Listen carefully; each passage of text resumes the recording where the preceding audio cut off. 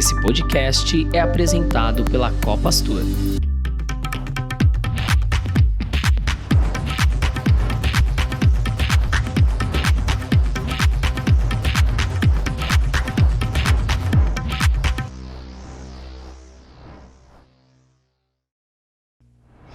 Olá, sejam todos bem-vindos ao voo 030 do Saída de Emergência. Eu sou o Daniel Amorim e junto com Gustavo Noronha, nós vamos conduzi-los no bate-papo de hoje. Tripulantes, microfones em automático. Meninos não choram, não brincam de boneca, não gostam de cor-de-rosa. Quantas vezes você já ouviu alguém dizendo isso? Meninos são criados para provarem o tempo todo a sua masculinidade e desde sempre ouvem todo tipo de conceitos, que na realidade expressam nada mais que os estereótipos engessados sobre o masculino e o feminino. No documentário The Mask You Live In, A Máscara em que Você Vive, o pesquisador e psicólogo americano William Pollack defende que a maneira como os garotos são criados faz com que aprendam a esconder sentimentos por trás de uma máscara de masculinidade. No bate-papo de hoje, homens vão falar sobre seus sentimentos, sobre quem são de verdade e vamos te mostrar que a verdadeira masculinidade é ser quem você é. Show, Daniel. Obrigadão aí pela introdução. Acho que já deu justamente o tom do que a gente vai tratar hoje aqui, né? Falar justamente sobre coração. Esse tema tão que muitas pessoas colocam um tema divergente, né? Que é homem e sentimento, masculinidade e coração. E aí eu queria também, inclusive, já chamar o Darley aqui. Darley, por favor, se apresente, fala um pouquinho de você. Aí que a gente já viu aí que talvez você conheça um pouco mais que a gente, né, Daniel, sobre esse assunto, essa ressignificação aí dessa masculinidade. Então, seja bem-vindo ao Saída de Emergência. Queria que você falasse primeiro um pouquinho de você, para que a gente possa começar, de fato, essa conversa. Perfeito. Boa tarde, pessoal. Eu sou o Darley Pereira. Primeiro, agradeço demais o convite de estar aqui com vocês, poder bater esse papo, fazer essas trocas, que eu acho que são sempre muito bem-vindas. E me apresentando um pouco mais formalmente, eu sou psicólogo, atuo mais na clínica, também sou facilitador no coletivo Ressignificando Masculinidades, que promove encontros aí para homens, tentando discutir um pouco mais sobre masculinidades possíveis, diversas, e não essa masculinidade mais engessada, que a gente vai falar aqui um pouco mais sobre ela. E, além disso, também gosto muito de gato, gosto de música. Aqui em casa tenho 5 gatos, sou o irmão do meio aí de 3 irmãos, e a minha família e a minha mãe e meu pai vieram da Bahia aqui para São Paulo, moro em São Paulo. A minha vivência vai passando um pouco por esses recortes aí que a gente vai falar ao longo aí do episódio. Acho Bacana. Que é isso. Então, criação de 3 filhos homens, é isso? Não, eu tenho um irmão homem e uma irmã mulher que é mais velha que eu. Legal. Eu sou o irmão do meio aí. Que põe a ordem na casa. Bacana. Eu também sou filho de 3 irmãos, e aí eu já justamente falo, pô, aí, algo já em comum, né? Eu sou o mais novo de 3 irmãos, então essa questão de masculinidade já entra desde aí, né? Porque, quer queira, quer não, minha mãe, tadinha, sozinha com 4 homens dentro de casa, confesso que mas ela fez um bom trabalho, ela tentou colocar algumas coisas aí já desde que a gente era criança, como deveriam ser, né? Mas me conta um pouquinho, Dalej, como é que é essa conversa que você tem nesse Ressignificando Masculinidade, o que vocês abordam lá, quais são os temas que vocês costumam mais discutir, ele de fato serve para quê, qual que é o intuito, se você puder dar uma breve explanação sobre isso. Sim. Então, o Ressignificando, ele surge, né, em 2019.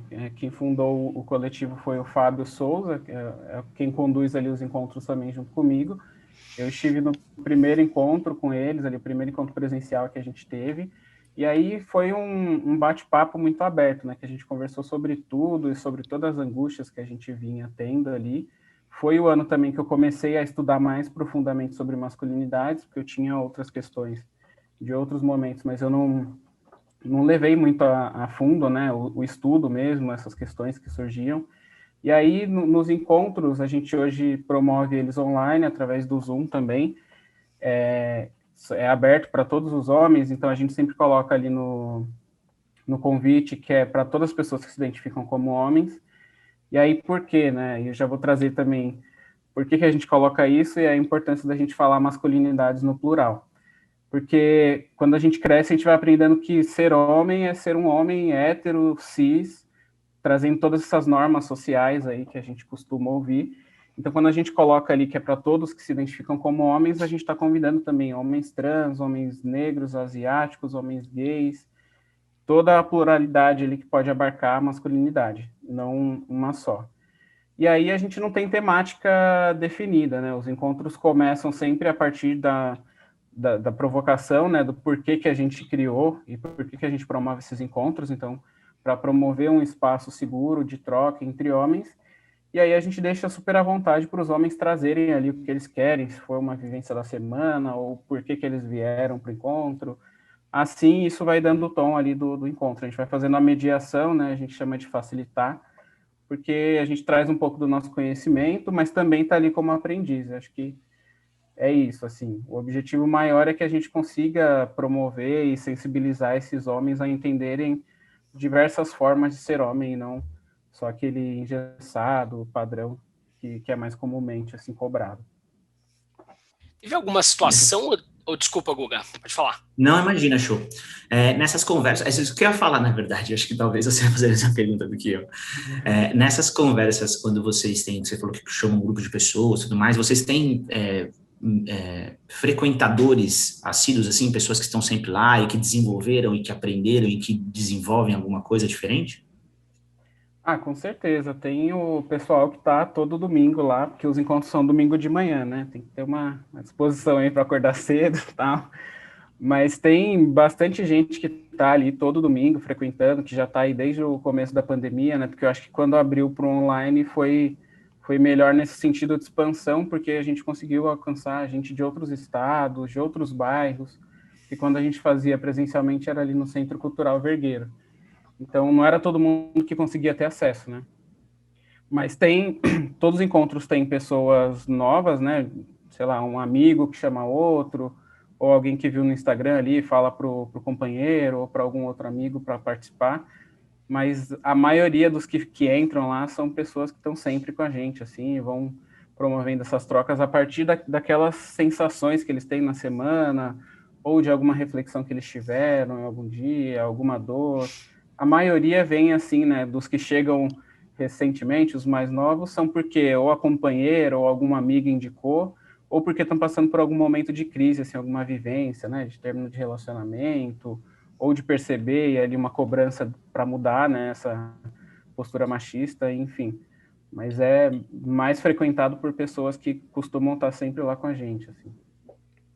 Darley, teve alguma situação em específico que, por exemplo, que deu start ou deu aquela alerta para que você, por exemplo, putz, eu preciso fazer algo sobre isso, entende? Eu queria entender se teve alguma situação, um problema que você falou, putz, eu preciso ajudar a resolver isso, eu preciso falar sobre isso, e aí que deu a origem ao projeto do Ressignificando a Masculinidade. Olha, no início do projeto eu não tive tanta participação, né? O Fábio idealizou assim mais sozinho. Eu acho que eu posso falar um pouco do porquê que eu comecei a estudar masculinidades. Então, eu morava numa periferia ali, até os meus 18 anos eu morei numa periferia. Eu era uma criança, filho de... A minha mãe trabalhava, né? Então, eu precisava também arrumar a casa. Eu e a minha irmã ali dividíamos as tarefas, e enfim. E eu sentia muita cobrança por isso, né? Por parte do meu pai, por parte das pessoas ali da rua, né, pessoas que conheciam, enfim, sempre questionando de eu estar lavando uma louça, varrendo, limpando casa, enfim, porque isso teoricamente não era coisa de homem, né? E eu não entendia muito bem por quê. Então eu fui convivendo com essas coisas, a coisa de reprimir o meu choro, né, quando tinha algum conflito na rua, de brincar e tal, de virem ali e cobrar que eu não deveria chorar, que eu não deveria me expressar daquela forma, mas eu nunca questionei, né, como as normas são tão estruturantes, a gente vai só reproduzindo e não entende muito bem por quê. E aí, quando eu estava na faculdade de psicologia, no segundo ano eu tive que fazer uma pesquisa, realizar um artigo, e aí a gente fez uma pesquisa sobre suicídio. E aí naquela pesquisa ele me chamou a atenção que os homens se matavam 4 vezes mais do que as mulheres, embora as mulheres tentem mais suicídio do que os homens. E a gente foi buscando o porquê disso, né? Então, os homens usam métodos mais letais do que as mulheres para tentativas de suicídio, enfim. E o que leva também eles a isso, né, é um grande silenciamento emocional, de não conseguir expressar, de não conseguir falar, e carregando isso, né, há tanto tempo, a vida inteira aí, sem poder compartilhar com outras pessoas.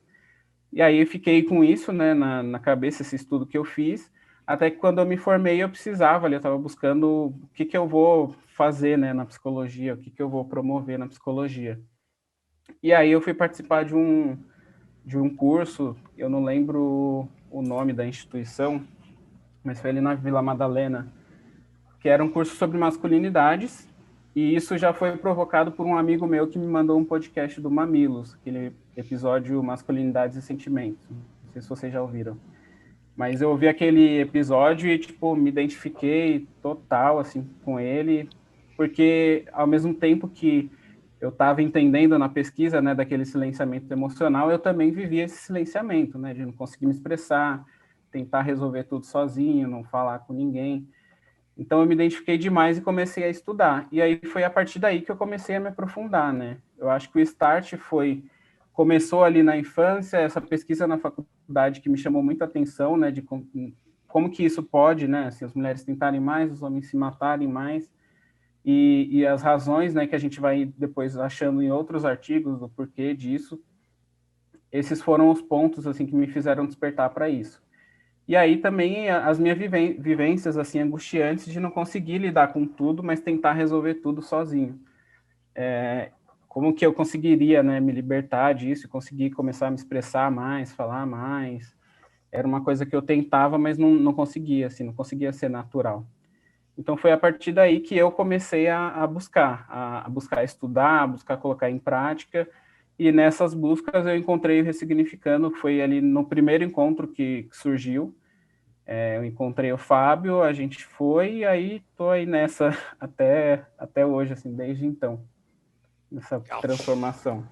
E você buscou tanto pelo seu estudo, quanto, por exemplo, teve um sentimento seu enfim, do seu aprendizado dentro da sua família.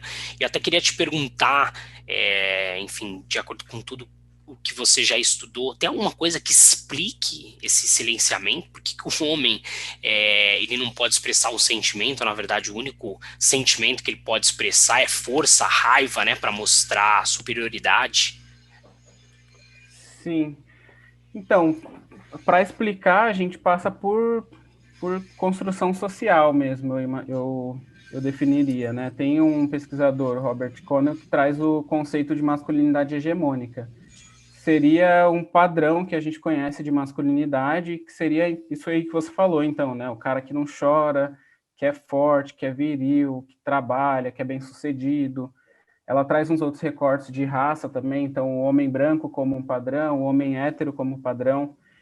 Então, essa construção a gente, desde criança, né, vai vendo. Não é natural que você entenda que, enquanto homem, você pode ser homossexual ou bissexual, por exemplo. Você vai sendo ali empurrado para ser hétero, desde pequeno, né? Ah, tá aí as namoradinhas. Famosa caixa do homem, né?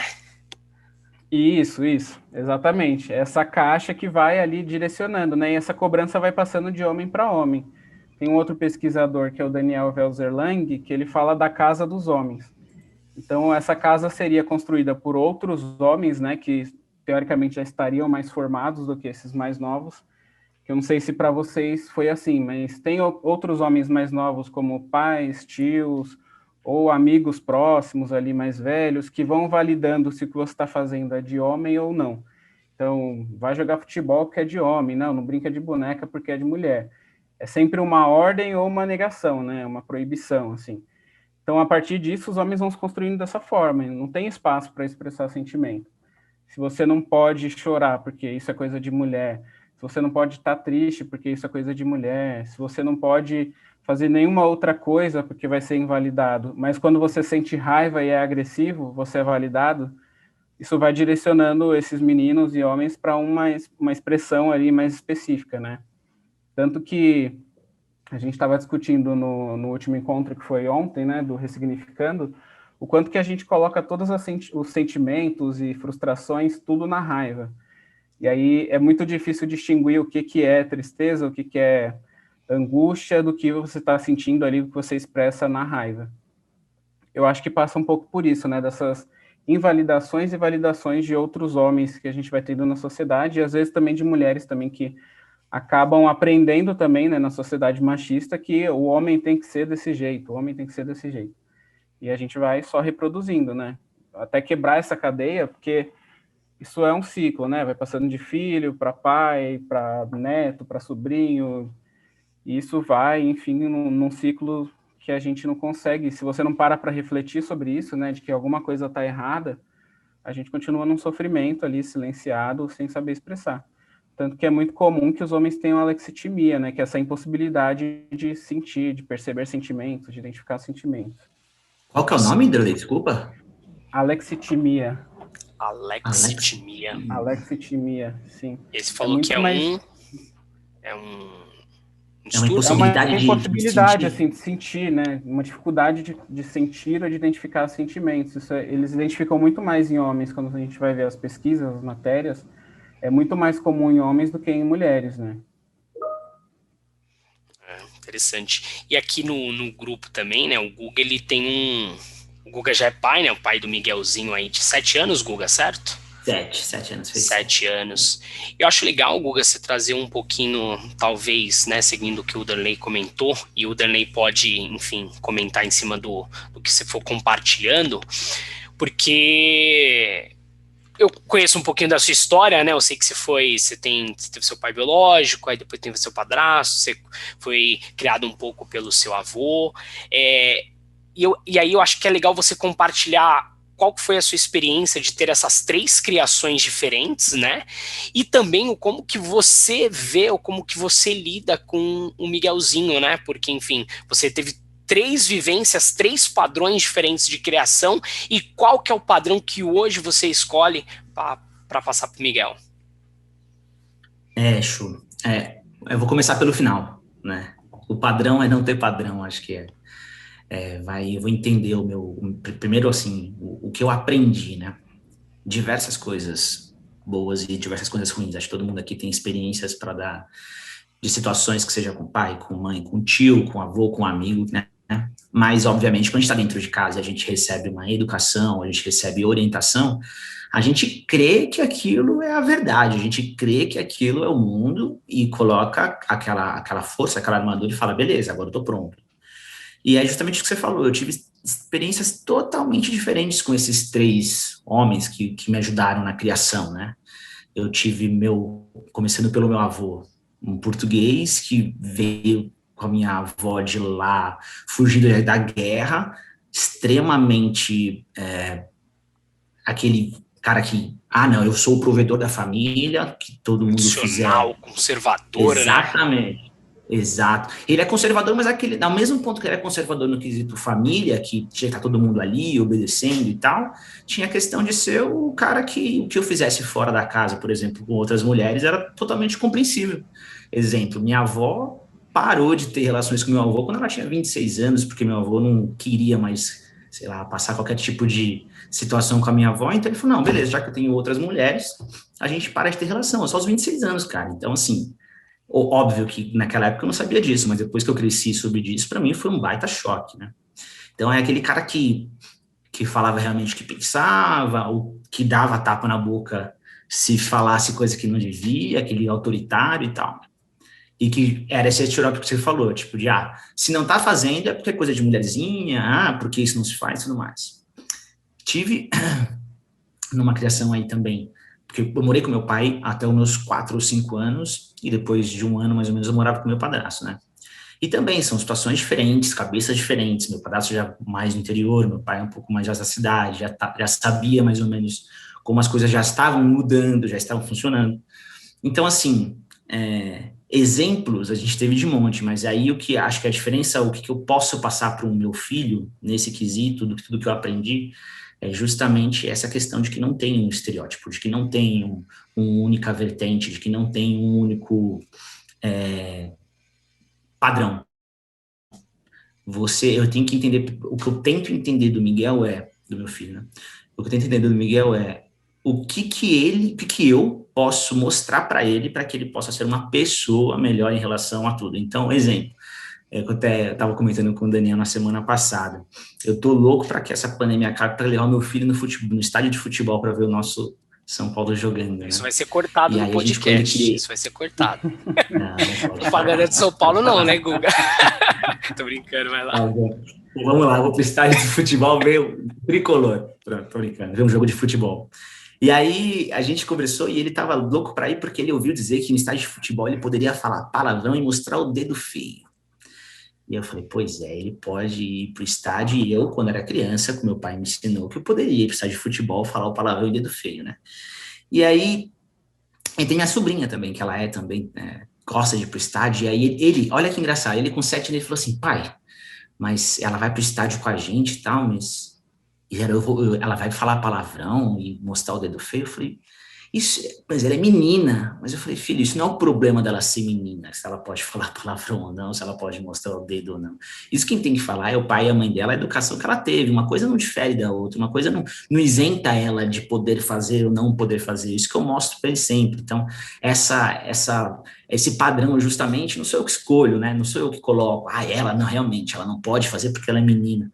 Mas confesso que é o que o Delei falou, é uma eterna desconstrução, porque acho que está enraizado algumas coisas na gente que a gente tenta pensar e repensar, mas infelizmente muitas coisas acabam passando do quesito, porque é natural, fazem 30 anos que eu ouço certas coisas aqui, como é que eu, né, não ouço, beleza, a partir de agora consigo pensar mais assim, não sei se eu consigo ter essa facilidade tão rápida, né, mas em algumas coisas eu presto atenção e tento fazer.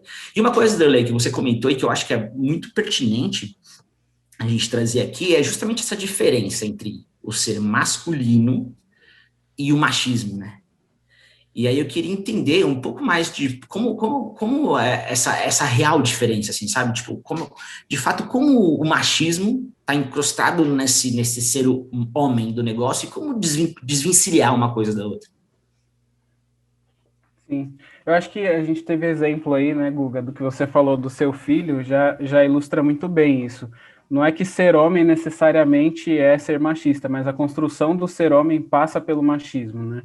O machismo, ele vai ser uma crença de que o homem é superior às mulheres aí. Então, não só o homem em si, mas tudo aquilo que é de homem é superior. E aí você trouxe algumas ilustrações aí, né, do Miguel, e ele falando isso, né? Então ela é menina, ela não pode, né? Ela vai para o estádio, vai falar palavrão. A menina vai ser proibida desse lado, né? Então, se é menina, você tem que ser assim, assim, assim. O menino não, ele já está querendo ir para o estádio para fazer isso, né? Você vê que ele tem 7 anos e não importa isso você faça, né? Quer dizer, importa, faz muita diferença, mas as forças sociais, assim, né? Essa pressão social é tão forte que ele aprende isso tão novo, assim, né? Que ele vai para o estádio e o estádio de futebol vai ser o lugar onde ele pode falar palavrão e mostrar o dedo. E aí a gente tem várias consequências disso, né? Que a gente vê de torcidas organizadas e afins, do quanto que isso gera outras brigas e conflitos, porque a pessoa que demonstra uma agressividade no estádio não vai demonstrar só ali, né? Ela tem uma vida fora dali, e não é que no estádio está liberado, em outros lugares ele se controla melhor. Então é difícil, né? Eu acho que a gente pode ilustrar, ficou bem ilustrado com isso, né? O homem, ele vai sendo construído de forma machista, a gente passa por isso desde cedo, desde muito novo, porque assim, isso é de homem, aquilo é de mulher. E o ser homem é superior, né? A gente entende que os homens podem fazer muito mais coisas do que as mulheres.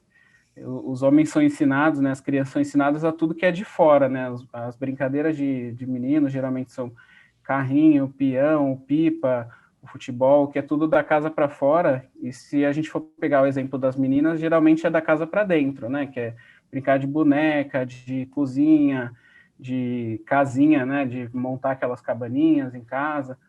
Então, essa diferença já fica muito evidente, né? Logo cedo. E isso vai ter consequências lá na frente, de como que essas meninas vão se ver enquanto mulheres, né? Também numa questão de segurança para poder desbravar aí, de fazer outras coisas, de tentar conquistar, e, enfim. E esse menino não, né? Ele tá feito para o mundo para ele explorar lá fora. Ele foi criado para Ele é isso, né? incentivado a isso mais cedo. E uma coisa que eu vejo também é que, por mais que existem estudos aí, não sei muito a fundo sobre isso, mas que as meninas elas amadurecem antes do que o homem, né? O ser mulher ele consegue ser mais maduro em questão de idade e tempo do que o homem. Só que pela lei de educação aí, os homens têm oportunidades mais cedo do que as mulheres, né? Então, se você incentiva o seu filho a fazer coisas mais cedo do que incentivaria uma mulher, ou seja, sair, ou seja, beber, ou seja, dormir na casa do amigo, ou seja, fazer qualquer coisa, o homem é incentivado a fazer antes do que a mulher, né? Sim, só que aí passa por esse pedaço de responsabilidade, né? O homem ele é muito mais liberado para ser irresponsável, se a gente for É. pegar assim, né? Então, sair, não avisar muito, beber muito antes da idade, antes de fazer 18 anos, isso é muito, muito comum entre os homens. E a menina, ela é ensinada a ser responsável, né? Então, você tem que cuidar da casa, você tem que cuidar do seu irmão, tem que fazer a comida.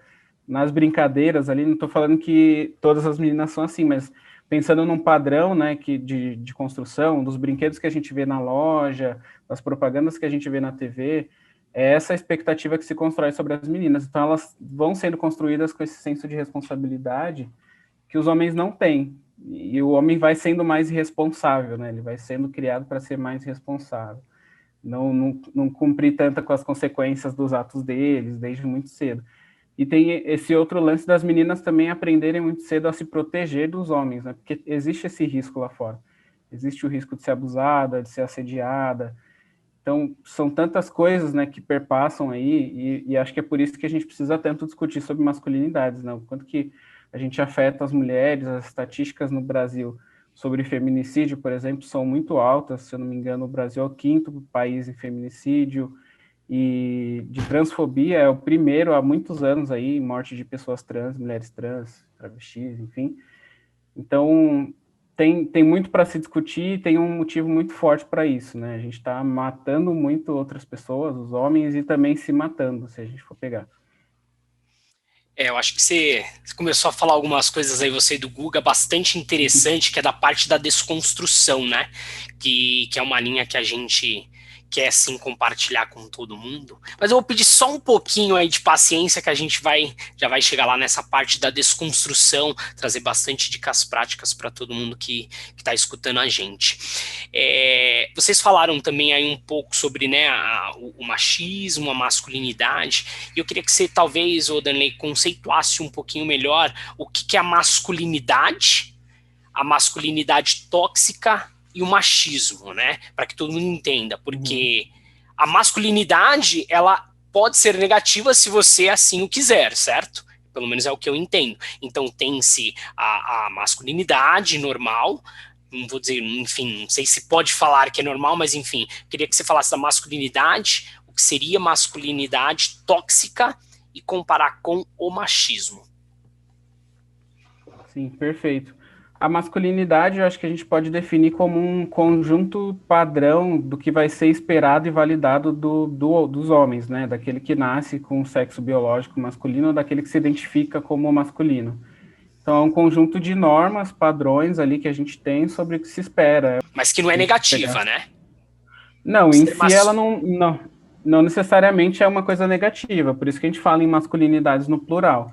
Que é Só da que essência do Isso. homem, vamos dizer. Tá.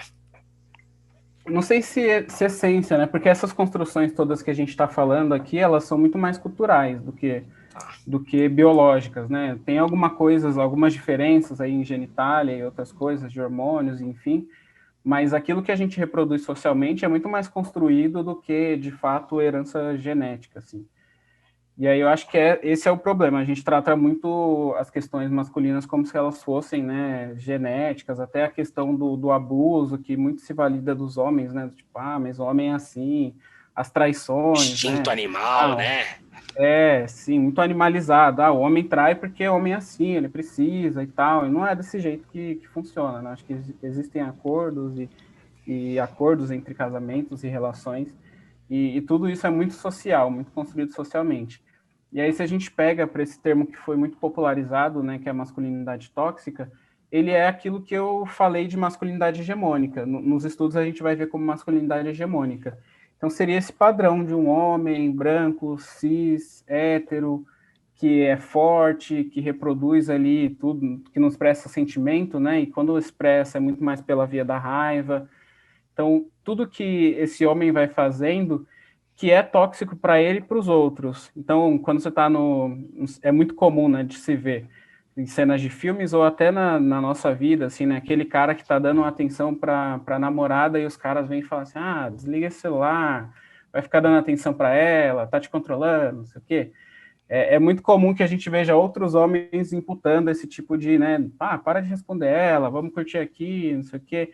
Então, esse homem que ele dá atenção para a companheira dele, ele vai ser desvalorizado ali na roda dos homens.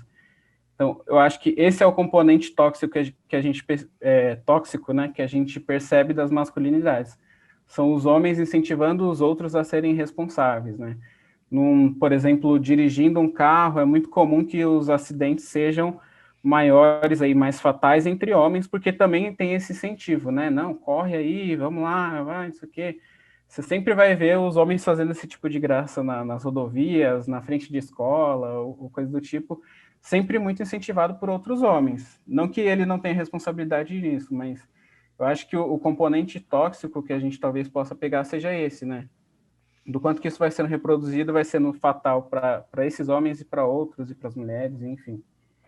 Seria também essa parte da provação, né? Igual no sentido que você falou, corre, vamos lá, mostra que você é corajoso, que você não tem medo, né? Porque o homem normalmente ele é sempre condicionado a essa provação, né? Sim, sim. Tanto que é o que se fala, né? A masculinidade ela é um exercício constante, né? Do jeito que a gente vê, porque você pode passar numa prova num dia, mas no seguinte você vai ter que continuar provando que você é homem. E se você não corresponder, né, essa vai, corre, não sei o quê, faz não sei o quê, aí vão te chamar de fresco, de viado, de não sei o quê. E o viado, que inclusive é um que a gente escuta enquanto criança, sem saber nem o que é, já como xingamento, né, desde muito cedo. Então, eu acho que é isso mesmo que você falou, essa aprovação, os homens que vão colocando em xeque ali se você é homem ou não, o tempo todo, você tem que estar o tempo todo provando que você é homem, que você é macho, que não sei o quê. E aí não abre espaço para outras possibilidades, né? Para um cara que seja responsável, por exemplo, enquanto ele está com os amigos ali, ele poder dirigir responsavelmente sem essa pressão do lado de que ele tem que correr, e enfim. Então, eu consigo até ver um lugar aí onde o homem ele consegue ser nocivo até para ele mesmo, utilizando essa... Não tirando essa capa de machão, de masculino, ele acaba sendo nocivo, não só para os outros, mas para ele mesmo também. Não, com certeza. É por isso que eu falei, né? As estatísticas que se a gente vai pegar, por exemplo, em morte de trânsito, sempre é muito mais letal os acidentes que os homens causam. A taxa de suicídio que eu falei, né? Que é muito mais alta entre os homens. Então, o câncer de próstata também, que é muito elevado aqui por uma falta de cuidado, né? Esse tabu que é o homem ter que fazer o exame de toque, que eu, pelo menos, assim, na minha adolescência, já estava muito longe de eu ter que fazer isso, mas na minha adolescência já ficava nessas piadinhas com o exame do toque e tal. Então, todas essas coisas vão levando o homem a se prejudicar também, né? Se prejudicar o outro, porque no trânsito, por exemplo, ele pode afetar uma outra família ali que não tinha nada a ver.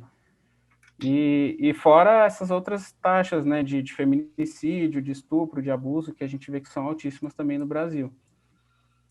É engraçado que eu acho que as pessoas que vão estar escutando a gente, né, que estão escutando a gente, todo mundo vai se identificar, porque, por exemplo, você falou do exame do toque. Poxa, quem não tem um tio, um amigo que já fez essa brincadeira, né?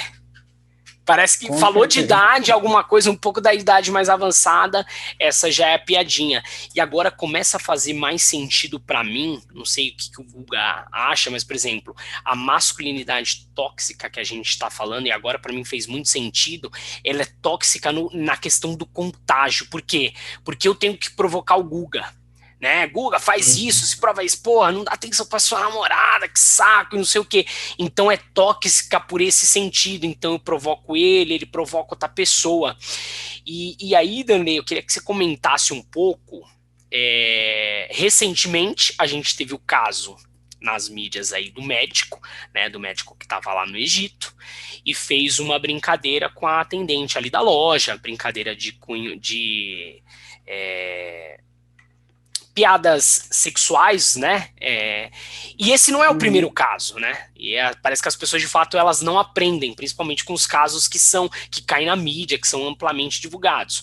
Porque em 2018, se não me engano, na Copa da Rússia, a gente teve um outro incidente também, enfim, com um grupo de brasileiros que também fizeram piadas de cunho sexual, né, com uma outra pessoa lá nacional, com uma russa, né, e as pessoas parece que elas não aprendem com todos esses exemplos que a gente vem tendo. E aí eu queria que você, sei lá, comentasse com a gente, ou desse algumas dicas, por exemplo, de como eu, estando dentro de um grupo desse de amigos, como eu me posicionar de uma forma positiva e ao mesmo tempo, enfim, poder ajudar esse amigo, poder expressar esse sentimento por esse amigo, entendeu? Mas respeitando quem eu sou. Sim, é interessante essa pergunta, porque é muito comum que quando essas coisas aconteçam, se você está de fora, você se sente desconfortável, né? Mas para se provar homem ali entre aqueles, você valida. Eu acho que o primeiro exercício é esse, né? De aceitar o seu desconforto e conseguir comunicar ele também. Tipo, mas por que você está fazendo essa piada com essa mulher, assim, né? Qual que é o sentido?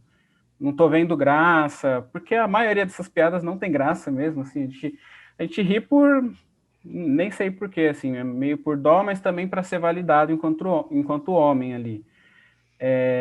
Então, eu acho que esse é o primeiro lugar, acolher esse desconforto, se sentir ali, né, perceber que isso não está fazendo bem ali para outra pessoa que está sendo vítima disso, e entender que isso é grave, né? Eu acho que é muito comum a gente ver as pessoas invalidando isso como mimimi, que isso é besteira, que não se pode brincar mais hoje e tal. Então, a brincadeira que afeta o outro, né, que ofende o outro, ela deixa de ser brincadeira. Acho que é um primeiro ponto, assim. E aí, conseguir também... Não é sempre fácil conseguir confrontar essas piadas, porque você também vai ser invalidado nessa posição, né?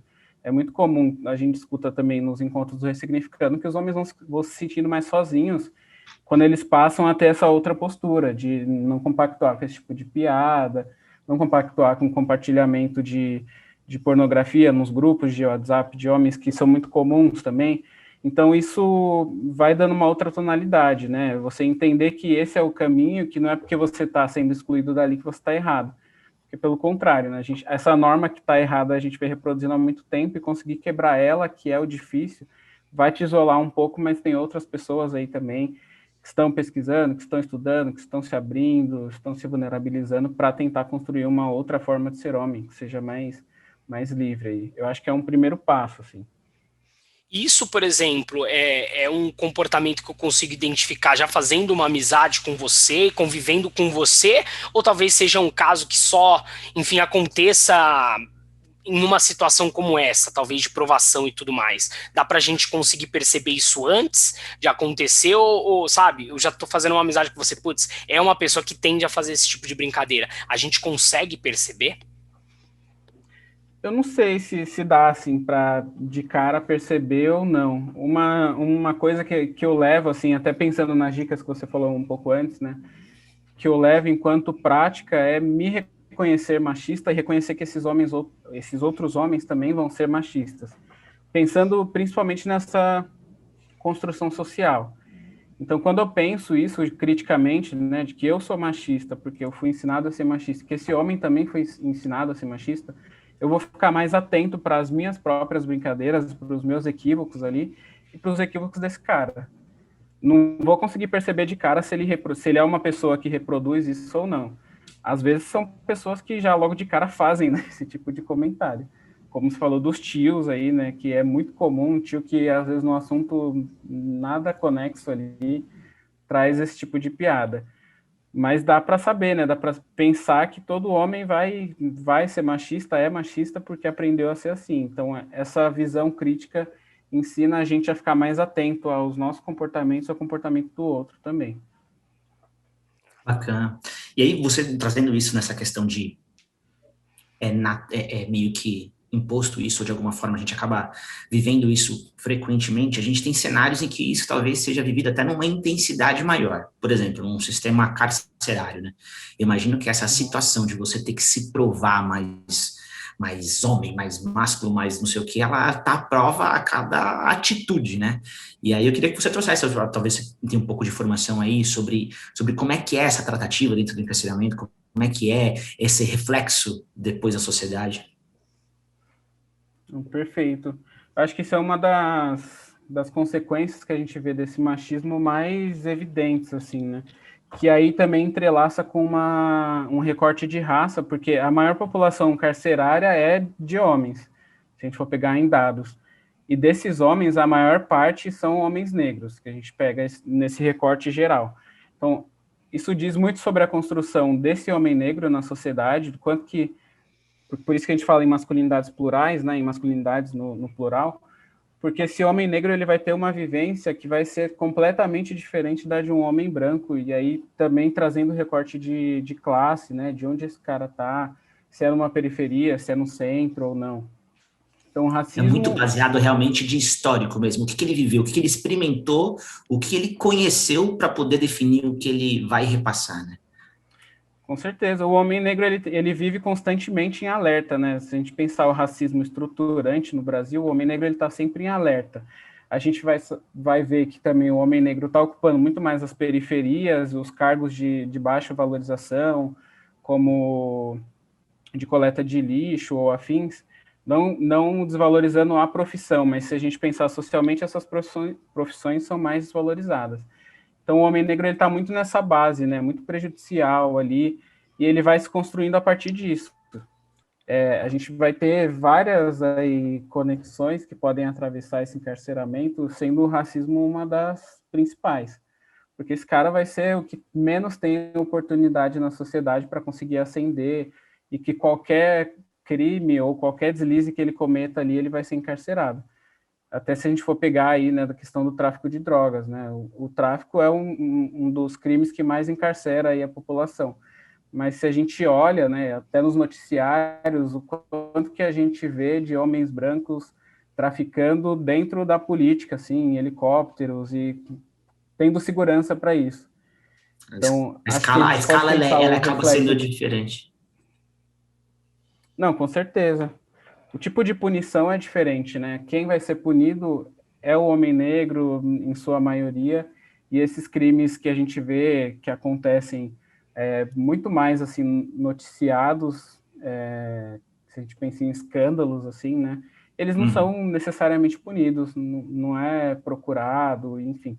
Então, o machismo e o racismo, né, eles atravessam muito a vivência do homem negro, que vai também acabar muito aí, né? Se a gente pensar na população carcerária, é o homem negro que ocupa a maior parte dela, e a maioria sem ter sido julgado, né? Sem ter passado por um julgamento ali. Bacana. Eu tenho uma... você quer falar, Guga? Vai lá. Não, pode continuar. Eu ia falar que eu tenho uma pergunta de um amigo de um primo meu. Na verdade, é uma brincadeira.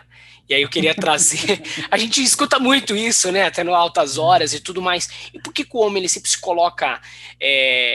Porque às vezes eu olho assim, por exemplo, a masculinidade é um homem ser quem ele é. Ele assumir as suas atitudes, né? As suas responsabilidades. Ele conseguir se posicionar. E por que a masculinidade, ela tira essa questão desse posicionamento?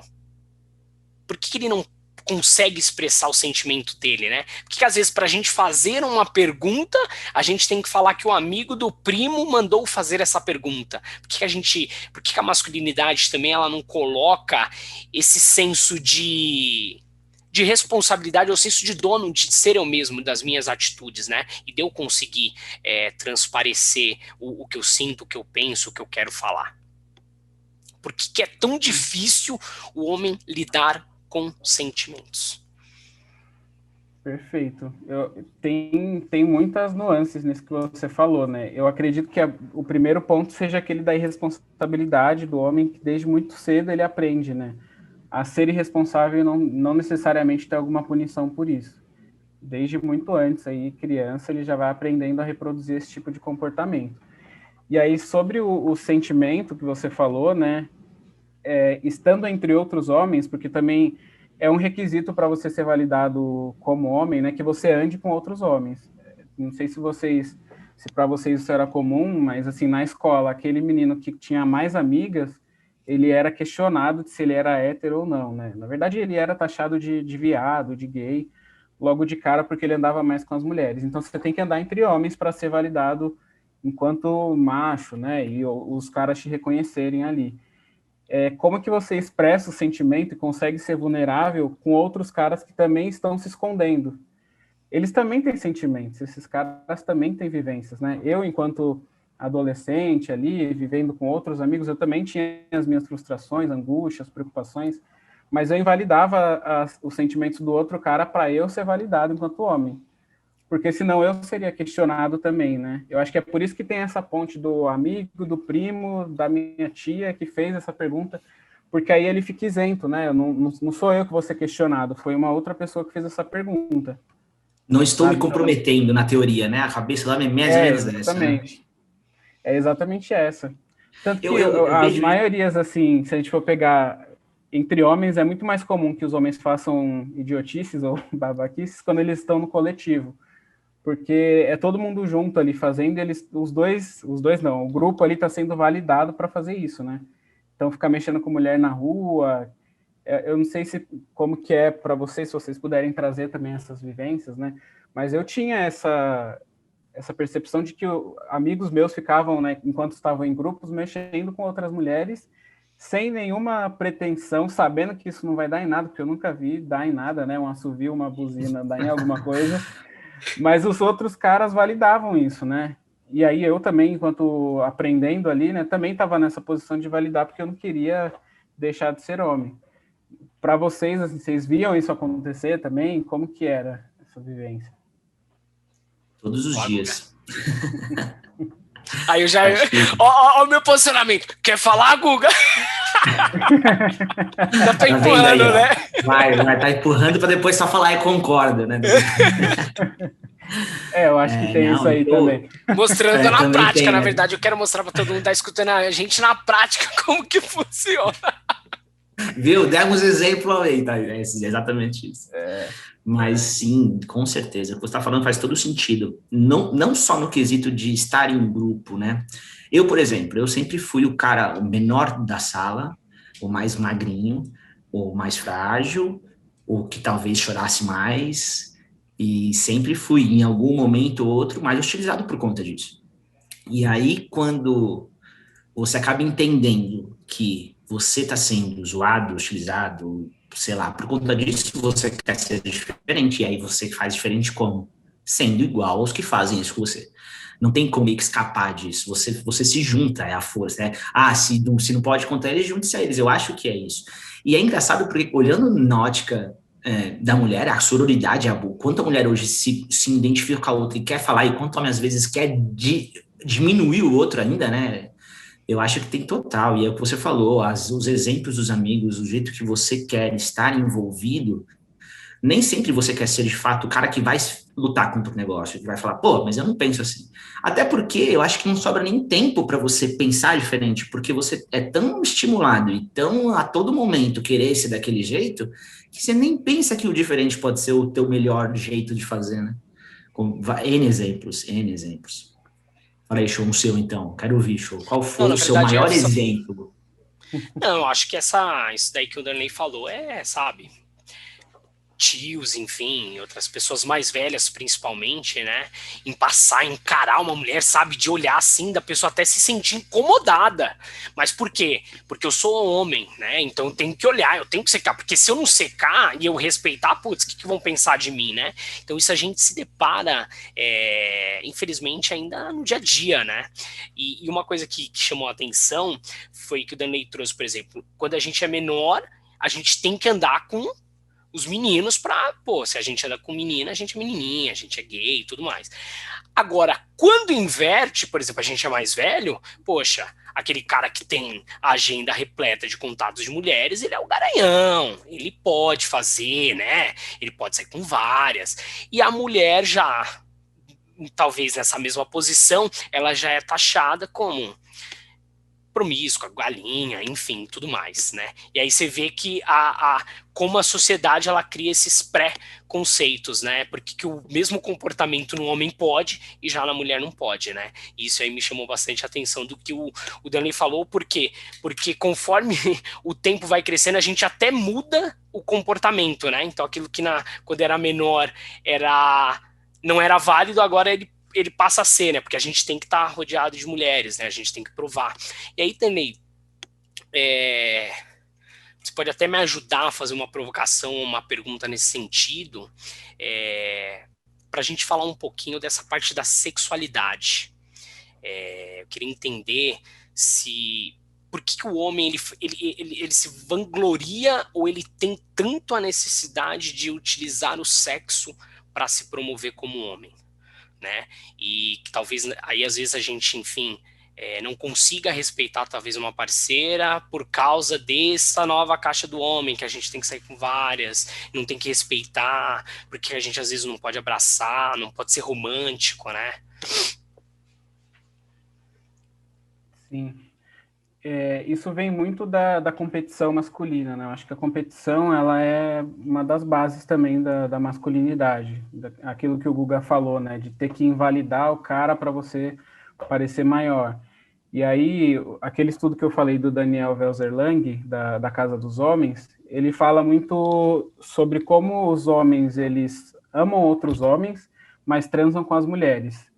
Se a gente for pegar, porque a gente anda em grupo, a gente respeita e admira o outro cara, mas para me validar eu tenho que transar com as mulheres, pensando numa lógica muito heteronormativa, claro, né? Mas da expectativa de ser homem. Então a mulher, o sexo com outra mulher vai sendo utilizado como troféu, tanto que os caras saem falando isso, né? Ele não transa e fala assim, putz, foi uma noite legal. Ele vai falar para fulano que ele comeu não sei quem. E desse jeito, assim, né? Fez assim, fez assado, né? E às vezes... E o pior é que até ele nem coloca as vezes dele, ele coloca a mulher, ele diminui a mulher para poder ele se sentir o maior, né? Sim, e de uma exposição, assim, né, muito grande, porque essa mulher que... É engraçado, a gente vai sendo muito contraditório, né? Precisa transar com outras mulheres, mas essa mulher que transou com ele vai ser taxada de vadia, de puta, ou outras coisas que a gente vê muito comumente. Então, é essa diferença, né? O machismo vai nessas nuances, assim, a mulher sendo sempre taxada por aquilo que os homens tentam fazer ou fazem com elas. É muito contraditório. Até vocês falaram do exemplo das cadeias, né? Por exemplo, a gente muito vê que quando um cara é condenado por estupro, ele chega na cadeia e ele vai ser muito massacrado por isso. Mas aqui fora os homens estão reproduzindo isso o tempo todo, né? Não é abuso só aquele cara que chega ali e transa à força com outra mulher. Mas esses olhares que a gente falou, esse assédio, esse assovio na rua, essa exposição dessa mulher também é um abuso, né? De falar que pegou e que transou com ela, sem que ela tenha consentido com isso, né? Porque é sempre de uma forma muito pejorativa para a mulher e de vangloriar o homem, né? De que ele conseguiu pegar aquela tal fulana e tal. Nunca é de uma relação que é bacana, que é legal, enfim.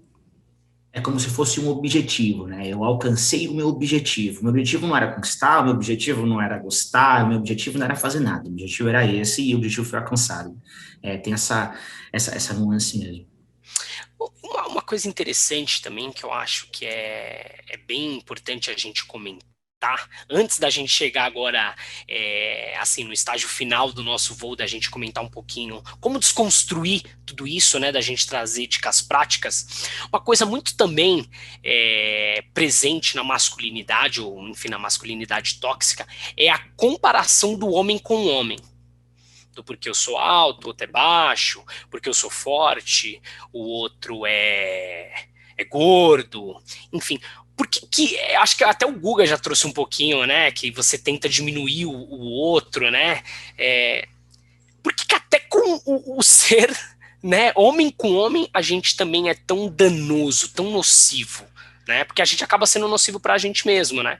Porque a partir do momento que eu replico um tipo de comportamento como esse, ou sou um pouco mais agressivo, ou não expresso sentimentos com minha parceira, eu faço o quê? acaba afastando todo mundo.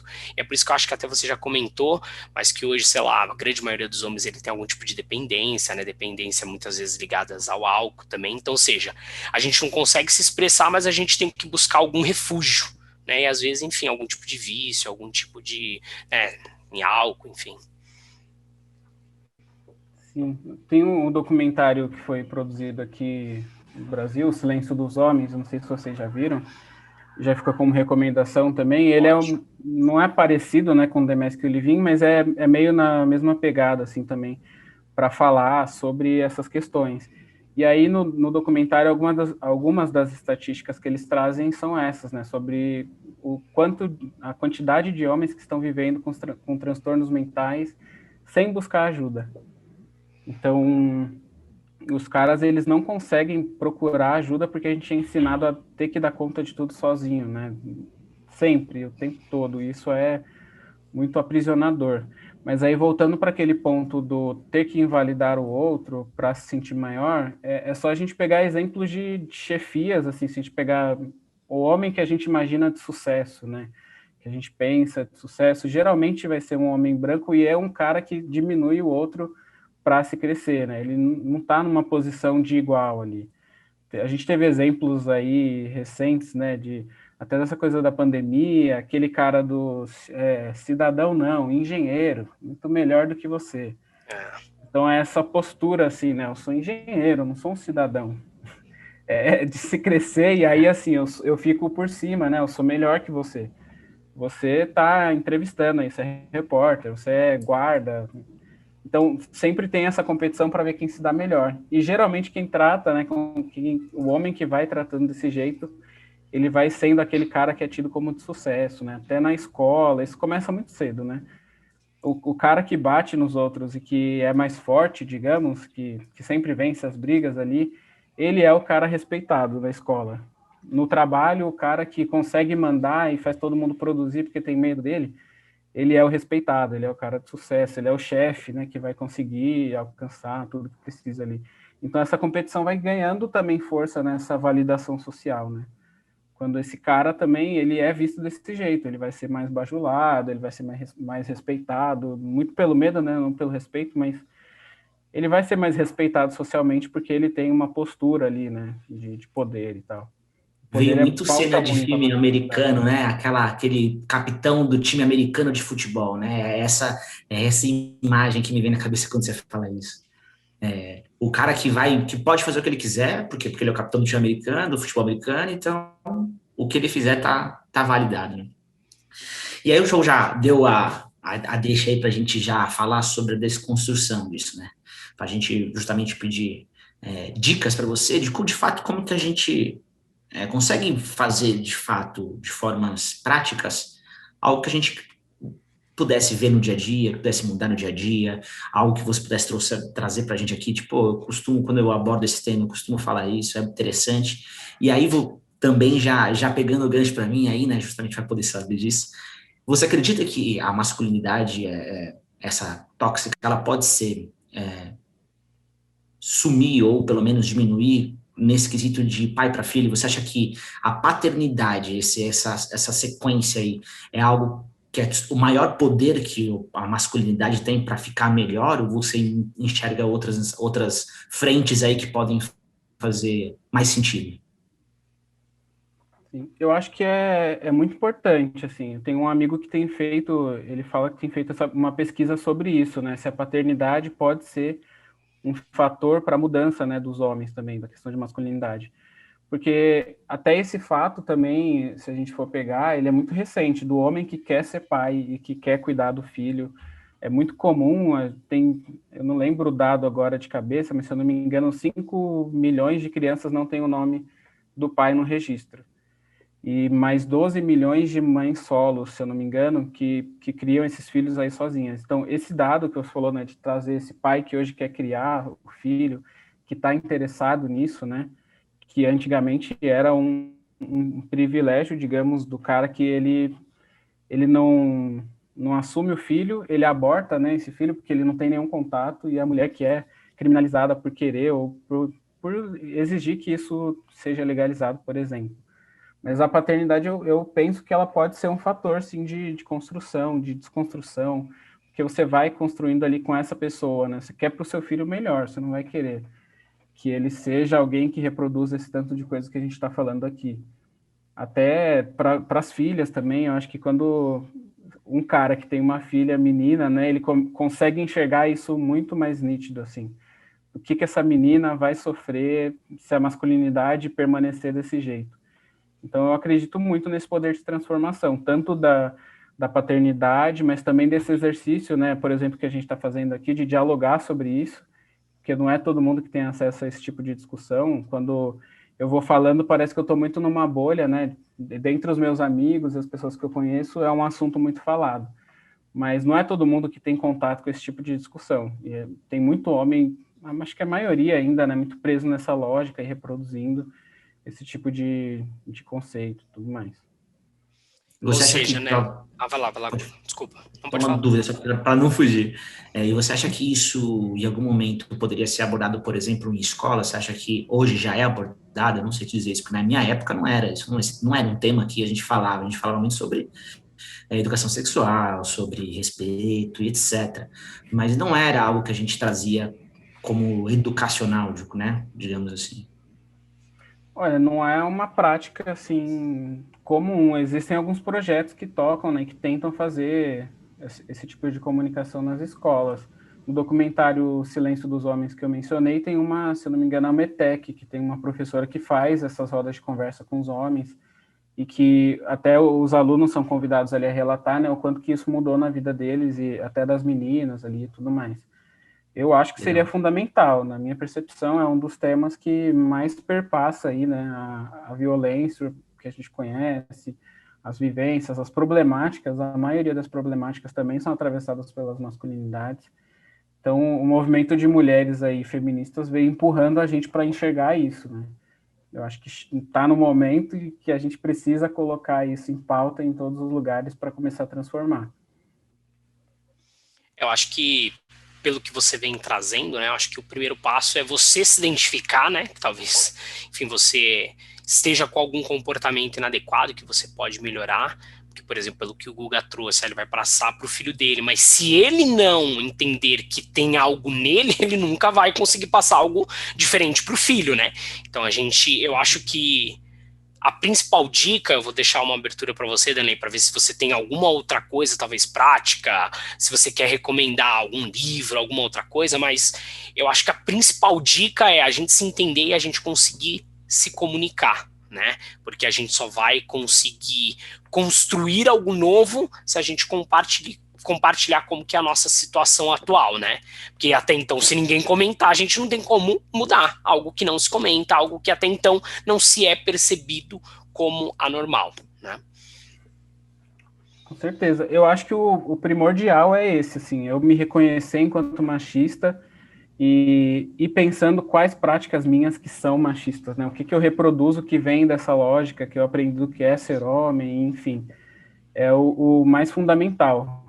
E aí outras dicas que eu penso que são fundamentais, eu acho que ouvir as mulheres é muito importante, não colocando as mulheres num lugar, num papel assim de ensinar, né, mas num lugar de troca mesmo, porque é muito comum que os homens não escutem e invalidem os discursos das mulheres.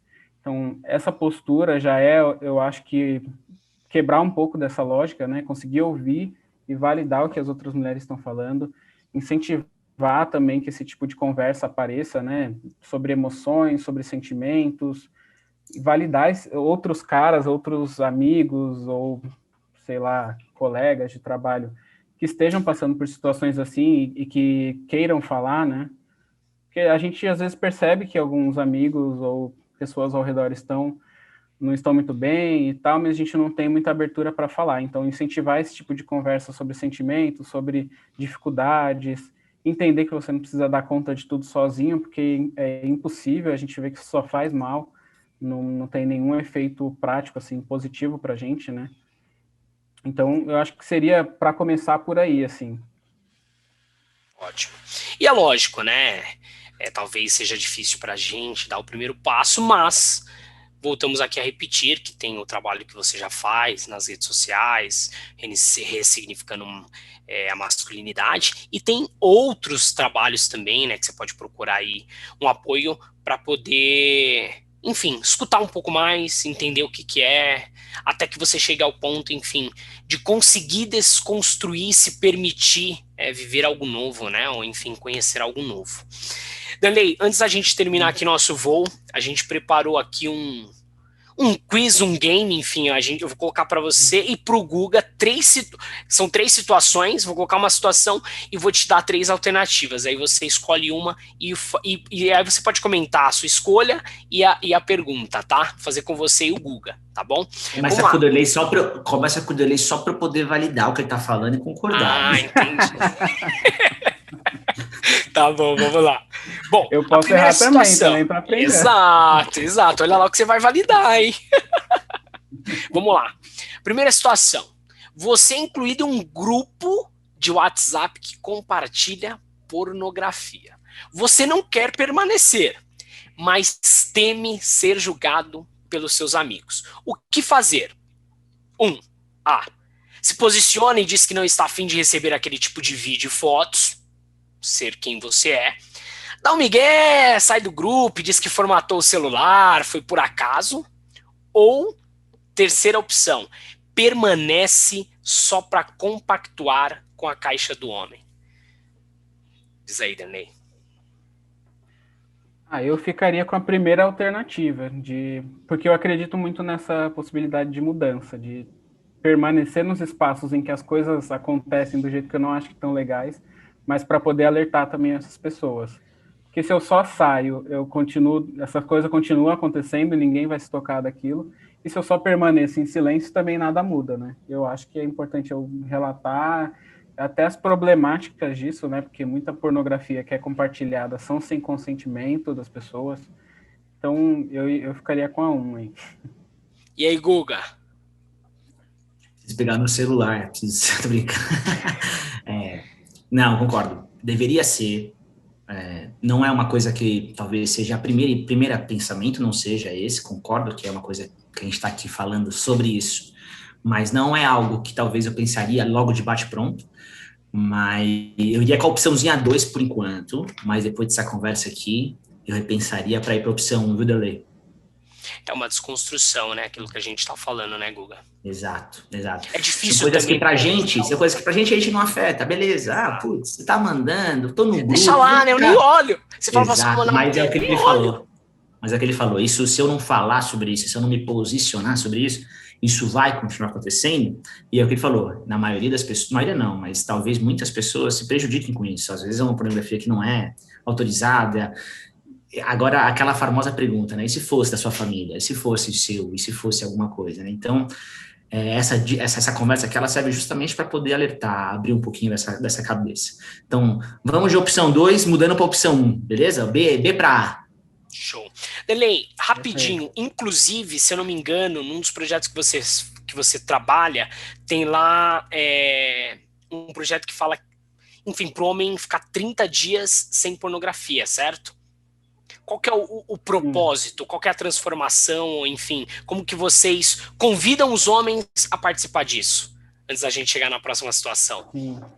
Sim, esse foi um desafio, acho que o Fábio que a gente publicou lá, o Fábio que está na frente disso, o desafio 30 dias. Eu acho e eu vejo que a pornografia tem vários prejuízos para o homem e para as pessoas no geral, pelo conteúdo que ela gera ali, né? Então, para o homem, conseguir se libertar e conseguir ficar um período sem contato com a pornografia significa uma liberdade muito grande.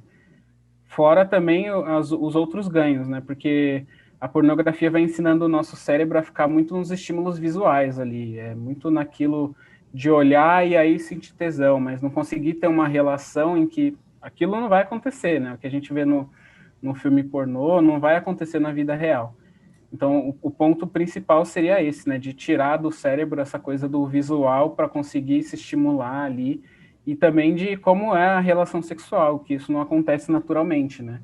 Não é daquele jeito que a gente vê lá que a coisa acontece, você não vai ter toda a performance que aquele cara tem de ficar 1, 2 horas numa relação sexual, porque aquilo não é normal, não é natural.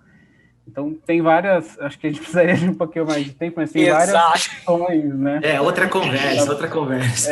Exato. Abre aqui um leque com várias oportunidades para a gente aprofundar um pouquinho mais. Mas é interessante o projeto, tá? Justamente para quem está acompanhando a gente, saber que existe, enfim, poder até procurar vocês nas redes sociais, tá? Perfeito. Já deixo o convite também para os encontros, né? A gente faz os encontros quinzenalmente do Ressignificando Masculinidades, que são fechados para homens, e aí só acompanhar no Instagram, @ressignificando_masculinidades. E no segundo domingo, que inclusive no próximo a gente vai ter, a gente faz um encontro aberto para todas as pessoas, um encontro com um tema específico, eu não lembro exatamente o tema desse próximo encontro, mas para que a gente consiga dialogar entre homens, mulheres, gays, héteros, enfim. Então fica aí o convite também. Ótimo. Esse aqui foi um dos grandes propósitos nossos, né? Mostrar para as pessoas que existem canais, tá? E que eles estão à disposição. Ótimo. Bom, a segunda situação. Seu filho está em uma fila. Vem um colega, o empurra e o pega o lugar na fila. O que você faz? A. Diz para ele revidar e pegar o lugar dele de volta. B. Se posiciona e fala para ele conseguir o lugar de volta dele de uma forma respeitosa, dialogando. Ou C, sai chorando, vai para o final da fila e, enfim, e aceita aquela situação. Vamos deixar o Guga responder primeiro aí, que ele Olha tem... lá, Vamos lá, ó, a responsabilidade, hein, Guga? Poxa vida, vamos lá. Eu confesso que eu gosto muito do diálogo, eu gosto de falar, eu gosto de explicar e eu gosto de saber por quê. Então, eu ia nessa opção aí que eu ia pedir para ele conversar lá com o amiguinho dele, um amiguinho, ou que eu posso chamar dessa forma, né, que tirou ele da fila, para tentar fazer isso de uma forma amigável, pacífica mesmo, conversar, entendeu por quê que ele... Mas espera aí, por que você tirou o meu lugar da fila? Eu queria entender. Se você me explicar o porquê, eu posso entender, eu posso deixar você passar. Você tá com pressa de alguma coisa, você vai embora, você vai fazer... Eu gosto muito de entender o porquê para antes tomar dar de fato a orientação que eu gostaria de dar, né?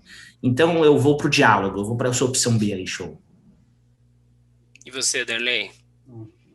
Não, perfeito, eu imagino que seja a ideal também. Não é o que a gente pratica sempre, né? Assim, dependendo da situação, ou a gente só vai pro final da fila, se a gente fica com medo, ou sei lá o quê, mas a gente é muito incentivado, enquanto homem, a fazer a primeira, né?